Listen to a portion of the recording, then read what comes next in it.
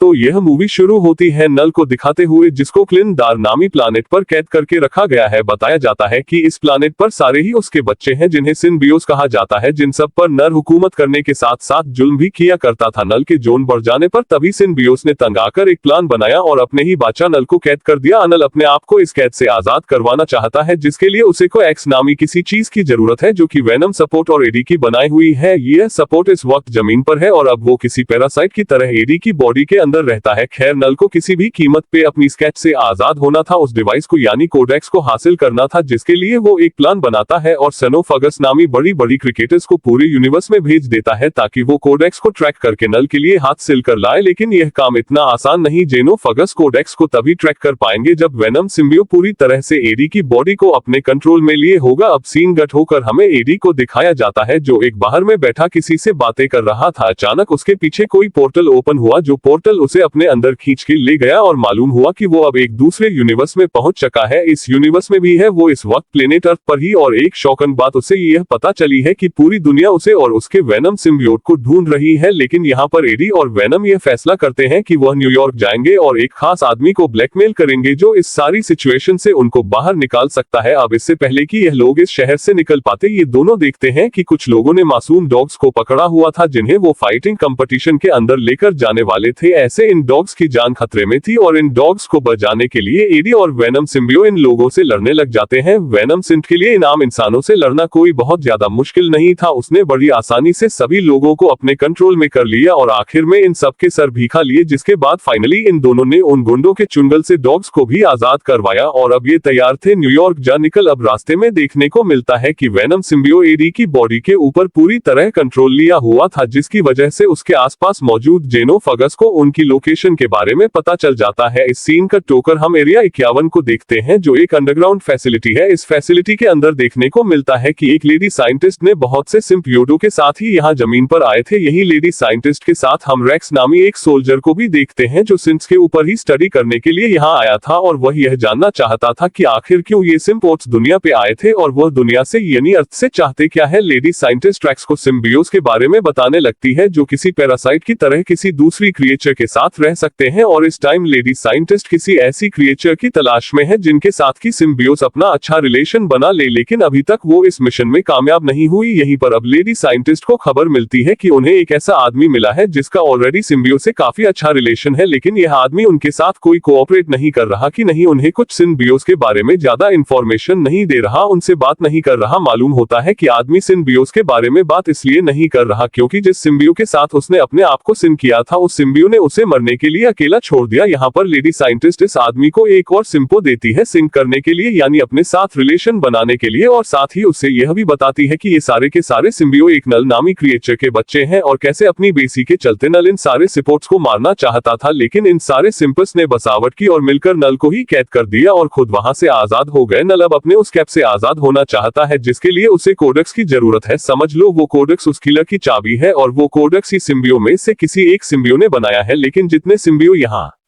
मेरे पास है इनमें से किसी के पास भी कोड एकस नहीं और उसी कोड एकस को लेने के लिए नल ने बहुत सारे सेनोफगस अब अर्थ पे यानी दुनिया में भेजे हैं। इधर हमें तो पता है कि वो कोडेक्स है वेनम सिम्ड और एटी के पास। अब सीन दोबारा वहीं पे शिफ्ट होते हैं जहां हमने देखा था कि सफर करते हुए वेनम सिम्ड ने पूरी तरह एडी की बॉडी पे कंट्रोल ले गया था और उसी की वजह से एक जेनोफगस ने ट्रैक भी कर लिया। वह अब उनसे जैसे ही कोडेक्स लेने के लिए उनके पीछे आता है तो यहाँ हमें मूवी का एक बहुत ही जबरदस्त शॉट दिखाया जाता है जिसमें वेनम सिम्ड और एडी का सामना हो रहा है जेनोफगस से और ये लोग प्लेन के ऊपर लड़ी है। इनकी लड़ाई ये ज्यादा देर चल नहीं पाती क्योंकि जेनोफेगस प्लेन के इंजन में आकर मारा जाता है। लेकिन अब इस इंसिडेंट से एक अच्छी चीज ये हो गई थी कि वेनम सिम्बियो होशियार हो गया था। वो यह जान गया था कि जब वो एडी की बॉडी पर पूरी तरह कंट्रोल करेगा उसे कोई ना कोई सेनोफगस ट्रैक करने का, इसलिए अब उसे एडी की बॉडी को कंट्रोल करने से अवॉइड करना शुरू कर दिया है और यह बात उसने खुद एडी को भी बता दी है। ये कहते ही उससे एडी को प्लेन से नीचे फेंक दिया और उसे बचाने के लिए खुद किसी पैराशूट की तरह उसके ऊपर की तरफ उड़ने लगा। अब एडी को तो ज्यादा कुछ पता नहीं था कि वो क्रिएचर जिसने उसके ऊपर हमला किया वो कौन है और आखिर वो चाहती क्या है। यहाँ पर वेनम सिम्बियोट उसे बताता है कि वो क्रिएचर सेनोफैग से जिसे नल ने भेजा है, असल में नल कोड एक्स लेना चाहता है जो उसके जेल की चाबी है जो हम दोनों ने मिलकर बनाई है, और अगर हम दोनों में से कोई भी मर गया तो वह चाबी खत्म हो जाएगी। एडी कंफ्यूज था कि उसने कोई कोडेक्स कब तैयार किया। तब वेनम सिम्पो उसे सारी पुरानी कहानी सुनाता है जहां पर उन्होंने कोडेक्स को क्रिएट किया होगा। अब गहा इन्हें बातें करते हुए देख लेते हैं रेक्स के हाथ में, यानी सोल्जर्स जो सब में किसी ऐसे ही सिम्बियोट को ढूंढना चाहते थे जिसने किसी इंसान के साथ लिंक बनाया हो और उससे वह बातें कर सके और जान सके कि आखिर उनके दुनिया पर आने का मकसद क्या है। एडी खुद इतना ज्यादा ताकतवर नहीं था, लेकिन जैसे तैसे करके उसने इन सोल्जर से बचने की कोशिश की और अपने आप को बचाने के चक्कर में उसने गलती से एक सोल्जर को भी मार दिया। उसकी हमेशा से ताकत उसका सिम्बियो ही रहा था, लेकिन अब सिम्बियो उसके ऊपर पूरी तरह कंट्रोल नहीं ले सकता था, क्योंकि अगर वह ऐसा करता तो कोई ना कोई जेनोफैक्स उनको ट्रैक कर लेता और उनके ये मुसीबतें और ज्यादा बढ़ जाती। इसी सानी लड़ाई के चलते हम देखते हैं कैडी गलती से पानी में गिर चुका है। तैरने की उसमें ताकत नहीं थी और अगर उसे बचाना था तो वो वेनम सिम्बियो को ही बचाना था। वेनम सिंट उसे बचाने के लिए यहाँ ना चाहते हुए उसके ऊपर पूरी तरह कंट्रोल कर लेता है और ऐसे काफी सारे जेनोफैक्स उन्हें ट्रैक कर लेते हैं। अब यहाँ इससे पहले कि जेनोफैक्स इनके ऊपर हमला कर लेता, ये लोग होशियारी दिखाते हैं और पानी से निकलने के फौरन बाद ही वेनम एडी की बॉडी को छोड़ देता है, जिसकी वजह से सेंफ का ससे देख नहीं पाता और झुंझला कर वो यहाँ काफी सारे सोल्जर्स को मार देता है जो एडी और वेनम के पीछे ही पड़े थे। एडी तो मुक्का बागर यहाँ से भाग चुका था, लेकिन पैदल वो कितना पया जाता, यहाँ उसकी किस्मत उसका साथ देती है और उसे एक फैमिली मिल जाती है जो रोड ट्रिप पर निकली हुई थी। वो फैमिली एडी को लिफ्ट दे देती है और बताती है कि ये लोग एरिया 51 पर रुकने वाले हैं क्योंकि इन्हें बहुत सारे एलियंस को किनेसिमेट्स को देखना है। एडी भोकाता फैमिली एडी को खाने के साथ साथ जूते भी देती है क्योंकि एडी के पास टाइम जूते भी नहीं थे। वास्तव में ये फैमिली फाइनली एडी को लास वेगस छोड़ चुके थी। हम यहाँ पर आकर एडी अपनी एक पुरानी फ्रेंड से मिलता है जो कि एडी के वेनम वाले रूप से बहुत ही ज्यादा इम्प्रेस थी और उसे खुश करने के लिए या मजबूरन उनके स्टार करने पर वेनम को एडी की बॉडी पर कंट्रोल लेना पड़ता है, जिसके बाद ये दोनों यहाँ पे डांस करते हैं और इनके इस हैप्पी मूवमेंट का नतीजा ये निकलता है कि बहुत सारे जेनोफगस उसे ट्रैक कर लेते हैं। अब इससे पहले कि यहाँ पर ही लड़ाई शुरू हो जाती, वेनम एक और मर्तबा अक्लमंदी दिखाता है और डी की बॉडी को छोड़ देता है, जिससे सारे सेनोफैगर कंफ्यूज हो जाते हैं। एक तो अच्छा काम हो गया, लेकिन जैसे एटी की मुस्के कम होने भी नहीं आ रही, यहाँ पर मालूम हुआ लॉस वेगस के अंदर थी रेक्स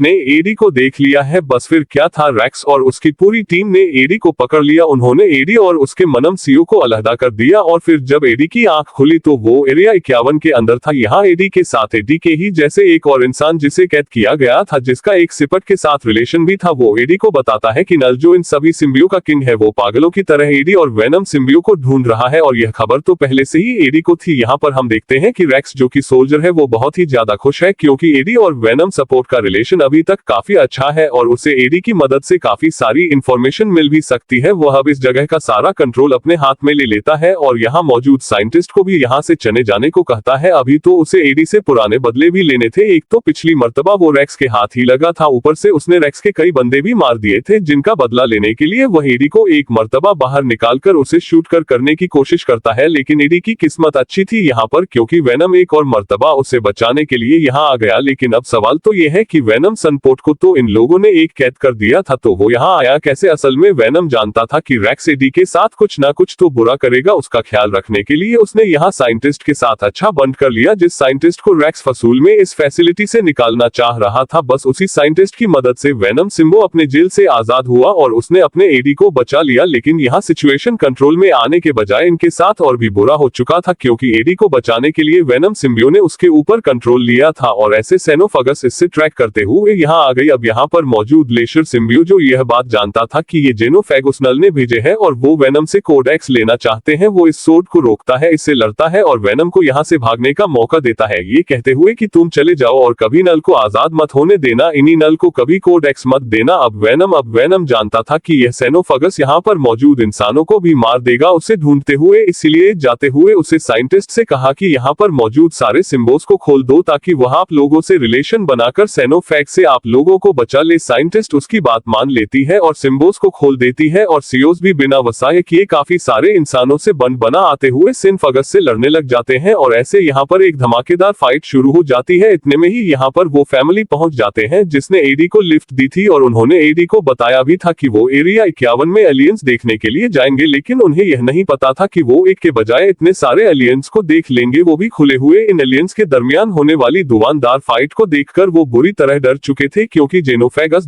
पूरी तरह से सिम्बियोस को खा रहे थे और सियोस उन्हें हराने की कोशिश कर रहे थे और यह कोशिश सियोस की नाकाम बनाने के लिए जेनोफेगस अपने बहुत से और साथियों को दूसरे यूनिवर्स से बुला लेता है। सिचुएशन को खराब देखते हुए वेनम सिम्पो भी यहाँ जेनोफैक्सिन बहुत सारे और जेनोफैक्सिन के साथ साथ इंसानों की भी लाइफ मुश्किल में डाल सकते हैं, तो उससे यहाँ पे एक बहुत मुश्किल और बहुत ही इमोशनल फैसला किया। वेनम सिम्पो एडी से कहता है, देखो इन सारे जिन फगस को कंट्रोल करने का सिर्फ एक ही रास्ता है, वो है हम दोनों में से किसी एक की मौत, जिसकी वजह से वो कोडेक्स तबाह हो जाएगा और यह लोग इस दुनिया से चले जाएंगे। एडी सबके लिए बिल्कुल तैयार नहीं था। एडी के फैसले का वेनम इंतजार नहीं कर सकता था क्योंकि जिन एक दो जेनोफेगस को इन्होंने मारा था वो भी अपने आप को रीजन कर रहे थे। इन सभी लोगों को बचाने के लिए और सिचुएशन को संभालने के लिए वेनम अपना एक बड़ा स्वरूप दिखाता है और इन सारे जेनोफेगस को अपने में लपेट हुए एक मशीन की तरफ बढ़ने लगता है, जो मशीन हाई टेम्परेचर की मदद से एलियंस को मारने के लिए बनाई गई थी और इसे एक्टिवेट करने का काम वेनम रेक्स को कहकर गया था। सारे जेनोफैक्सिन भी उस मशीन में जाते ही रेक्स उस मशीन को एक्टिवेट कर देता है, जिसकी वजह से वहां एक बहुत बड़ा ब्लास्ट होता